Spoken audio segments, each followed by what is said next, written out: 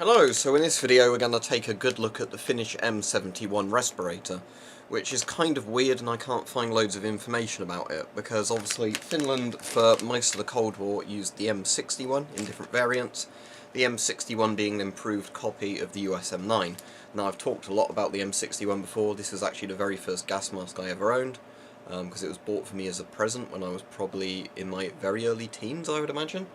And this was kind of what got me into gas masks, and obviously over time I got more and more into them, but that's a story I've told before.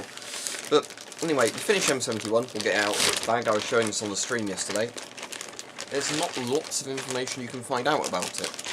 So, here's the weird thing. This is the Finnish M71, and as the name implies, it sounds like it should be a military mask that was probably designed in 1971, as opposed to 1961, when, you know, the first of the M9 clones came out. But it's got quite a few different features on it. Now, really annoyingly, and I apologise for this, but I'll try and include a picture of it in the video if I've still got one on my hard drive, but you can find the YouTube videos I've done on it.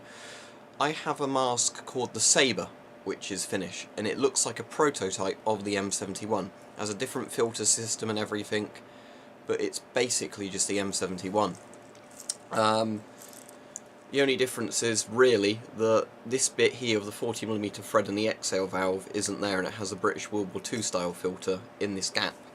But other than that, it's very, very similar. The straps are rubber, but apparently you can get M71s with rubber and fabric straps. So, here's the interesting thing. Finland used the M61 throughout all of the Cold War. I think it was around the 90s or early 2000s when they swapped from the M9s to the M95s made by Scott, but I think they were produced in Finland.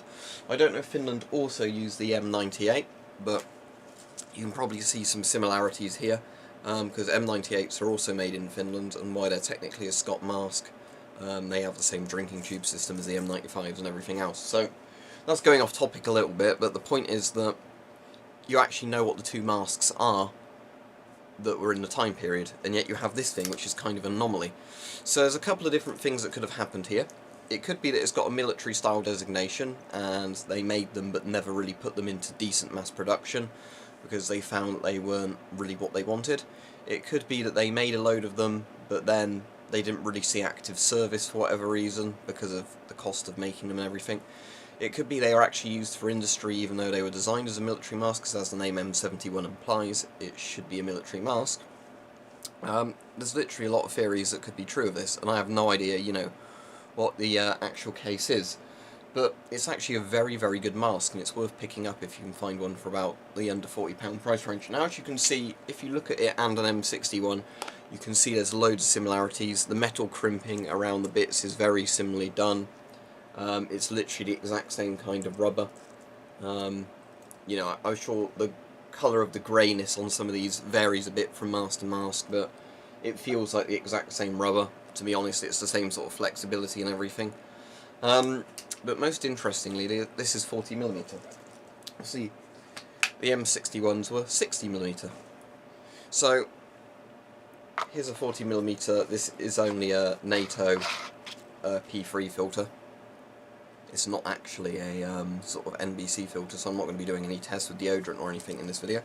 But yeah, the mask is very good and comfortable, so let me show you its features. So basically, if I get this, it's got a neck strap, which I always like in a mask, because it means you can wear it around your neck when it's not actually on your face, and it's a nice big neck strap, as you can see. But let's look at the main features of the mask. So obviously, full panoramic lens that feels like it's some sort of very tough plastic from the feel of it. I don't know if it's polycarbonate. It might be a bit too early to be a polycarbonate mask, but it feels like a good sort of system. 5 fabric straps, but as I said, there were variants. This is rubber straps. That weird one I've got that's marked as a Sabre has the rubber straps, and they're actually pretty good as well. But these have very good quick release buckles, and they're very big straps, so I imagine this is a one-size-fits-all mask, because as you can see, when you've got the straps fully open, there's a lot of room there. And here's the other interesting thing. The exhale valve is built, if you can see that, around the inhale valve. And I can't see a specific voice diaphragm in here, but people were saying when I showed it on the stream that they could hear it quite well. So anyway, what I'm going to do now is put the mask on, try talking for a bit so you can hear what it sounds like, and just sum up. But yeah, it's a really good mask. Right, so here we go. Let's put my chin in first. That's that there. I'll just hold this in place. Then tighten this strap, that strap, that strap,